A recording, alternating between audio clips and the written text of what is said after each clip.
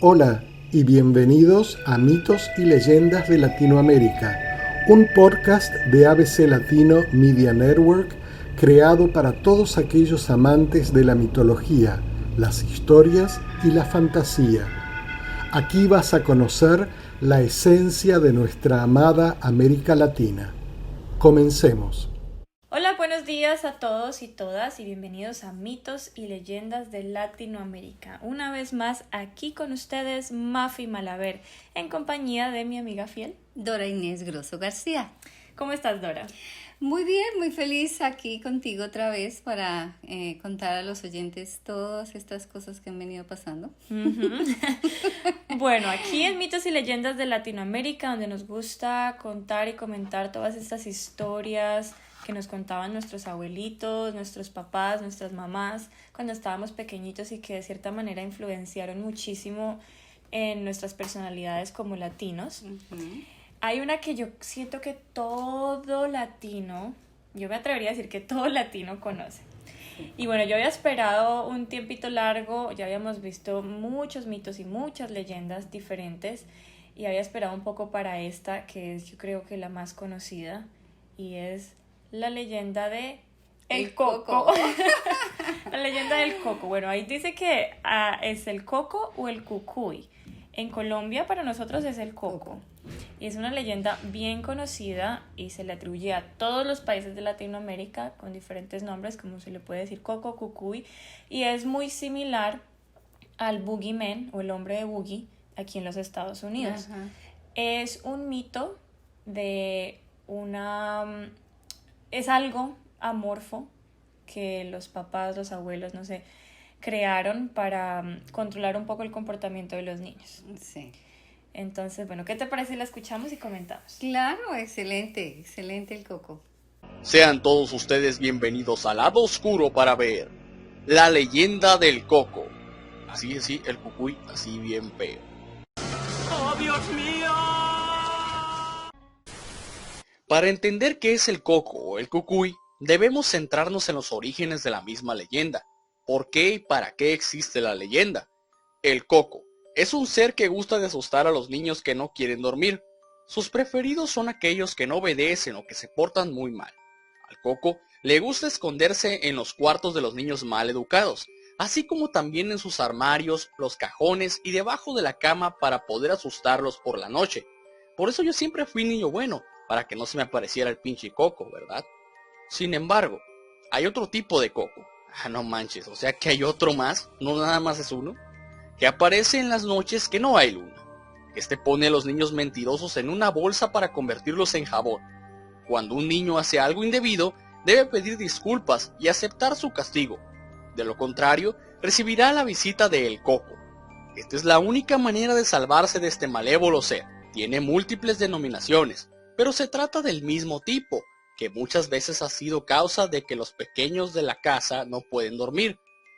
El coco tiene, en efecto, un papel muy importante en las nanas o canciones de cuna, una forma poética que se folcloriza chileno Oreste Plat describe cómo está compuesta el ádulo y amenaza, aunque el texto de Antón de Motoro deja claro que el personaje era bien conocido en el siglo XV.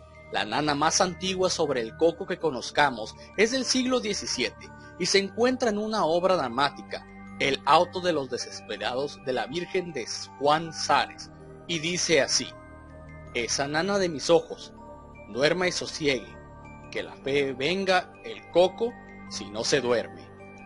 La versión más conocida canta la melodía de la canción de cuna Rock a Bye Baby. Tiene la rima a la siguiente: duérmete mi niño, duérmete ya, que viene el coco y te comerá. Creo que acabo de quedar traumada para el resto de mis días, de verdad. Bueno, interesantísimo cómo está presentada esa historia que, como decíamos al principio, todos hemos tenido que vivirla porque yo recuerdo cuando era pequeña que si íbamos a salir a la calle siempre nos pegaban el susto, o si íbamos a ir a un lugar donde no queríamos ir, no vaya por allá porque está el coco. Y entonces, como decíamos al principio, pues cada familia, cada mamá, era bien creativa para poner, ¿no? Toda esta parafernalia al coco. Entonces algunos era que se lo lleva, que se lo come, bueno, y era así, pues no, yo me imagino que cada niño se hace un imaginario del coco, ¿no? Claro. Bueno, ahí como dice el mito, no tiene una forma específica y como dices tú, cada familia, cada mamá, cada abuela se ponía bien creativa y alrededor de pronto de los miedos que ya tenía el niño, formaba ese ser que le ayudaba como a manejar un poco. A veces los niños son bien traviesos. Osados. Exacto.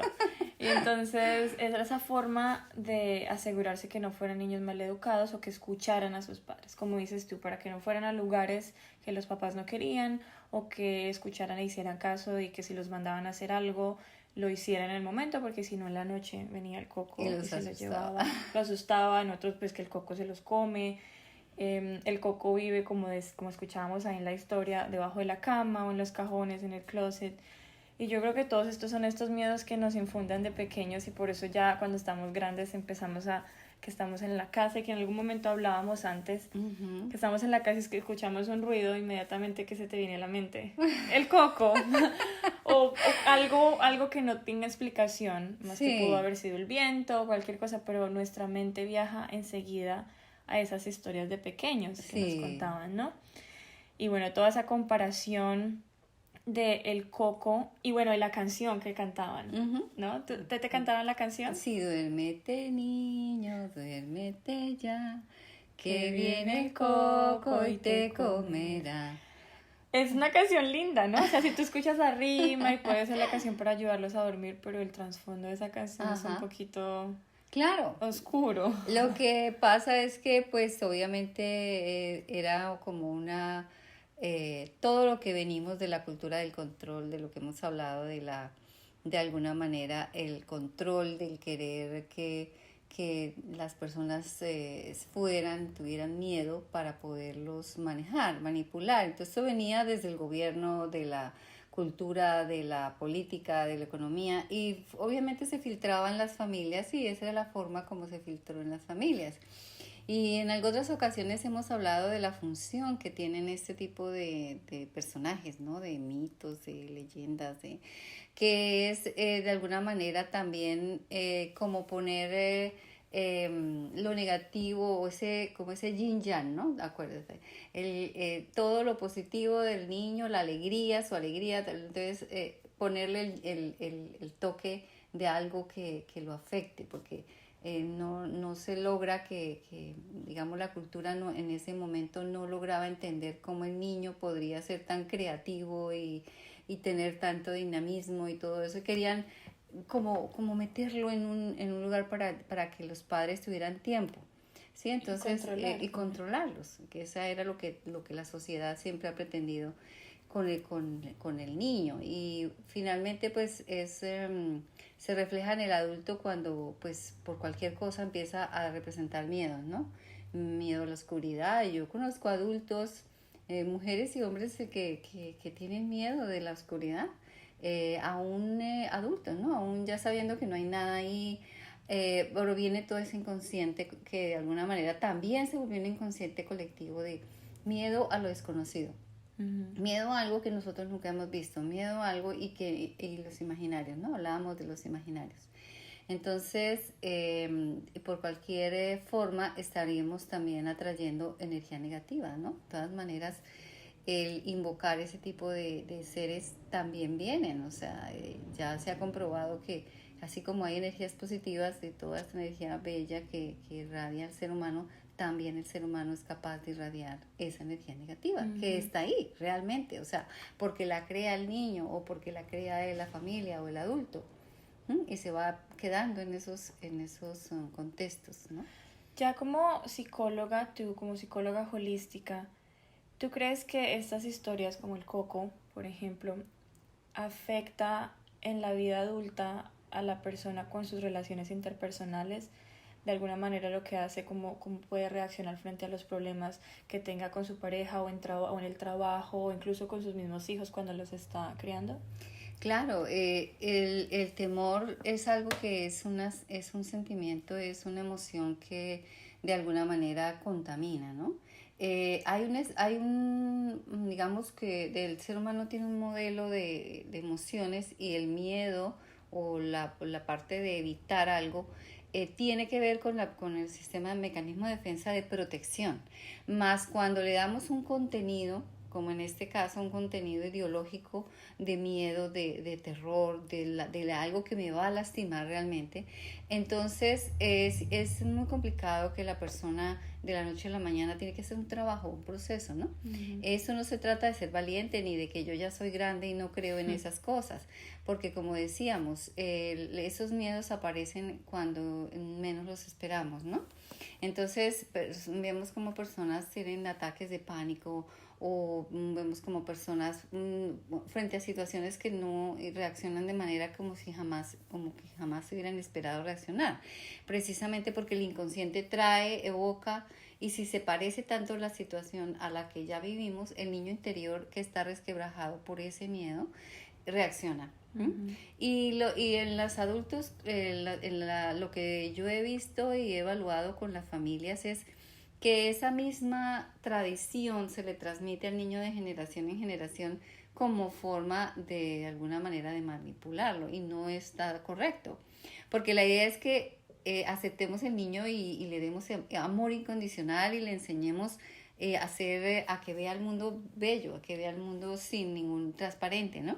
Sin ninguna limitaciones, que no le pongamos tantos, y que pues no importa, si hay que dedicarle tiempo, pues para eso él vino a este mundo, ¿no? Uh-huh. O si no, pues hablar con él, dejar que canalice su energía. De todas maneras, los niños, ellos también son sabios y ellos también les gusta tener su tiempo.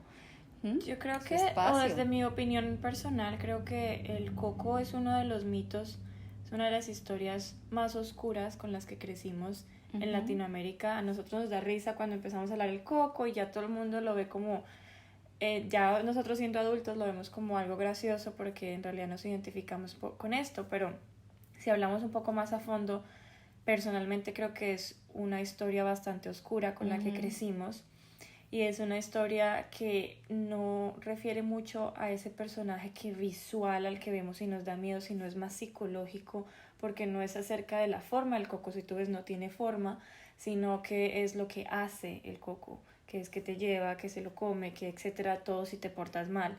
Como dicen, es algo que se asimila mucho al diablo, porque es como que el coco está buscando que los niños se porten mal, está como que eso es lo que le gusta, ellos están esperando, o que la naturaleza del niño es que se porte mal y los papás están ahí como para evitar que eso pase a través de esa imagen del coco. Y bueno, lo que dice que es el opuesto del ángel de la guarda, que nosotros crecimos con el coco, que es el bueno, y el ángel de la guarda, que es el que nos protege y el que en muchas familias latinas, bueno, por lo menos colombianas, en la noche antes de irse a dormir vamos a orarle al ángel de la guarda para que nos acompañe mientras dormimos. ¿Tú crees que es recomendable en estos tiempos inculcar esa historia del coco con nuestros hijos? No, pero no. Ya a estas alturas de la vida, pues los niños tienen, empezando porque los niños ya en este momento, si todos los padres evalúan, y nosotros que trabajamos en el campo educativo con niños, ya vemos que el niño ha venido con una diferente, trasciende diferente, ¿no? Las cosas. Sin embargo, sí el miedo sigue, o sea, sí hay personas que asustan con el coco, más el coco como para niño y pequeñito, ¿no? Pero imagínense con toda la tecnología, los efectos especiales y todo lo que hay en la televisión, ya el coco se vuelve como algo que da risa, ¿no? Uh-huh. Sin embargo, el niño sí alberga los mismos, es decir, es como si hubiera esa función psicológica en eso fantástico que de alguna manera te va a dañar, te va a quitar vida, o sea, es como si fuera algo que la humanidad, como si el ser humano necesitara eso, porque fíjate que siguen construyéndolo. Entonces, En ese momento es peligroso porque nosotros no sabemos, y sobre todo los padres que no tienen control sobre la televisión o los medios de comunicación que los niños tienen, ellos qué están creando, ¿no? Porque ellos están creando esas mismas cosas pero las están viviendo de una manera diferente. Ya no es el padre que viene a inculcarle eso, sino que de alguna manera él empieza a sentir miedos por cosas que atrae, lo que decíamos, atrae la energía pesadas en cosas, y inclusive niños se meten con cosas que son ocultas y que les gusta todo ese tipo de cosas. Entonces hay que tener cuidado, este es un momento importante, alertar a la familia, sobre todo ahora que los niños están con tantísimo tiempo libre, ¿no? Tiempo libre y tecnología, el tiempo es diferente, exacto, ¿no? La mezcla de eso es diferente. Y que les están dando todo por internet, entonces mirar, por ejemplo, en las propagandas que aparente todos esos mensajes subliminales, pues son la misma función.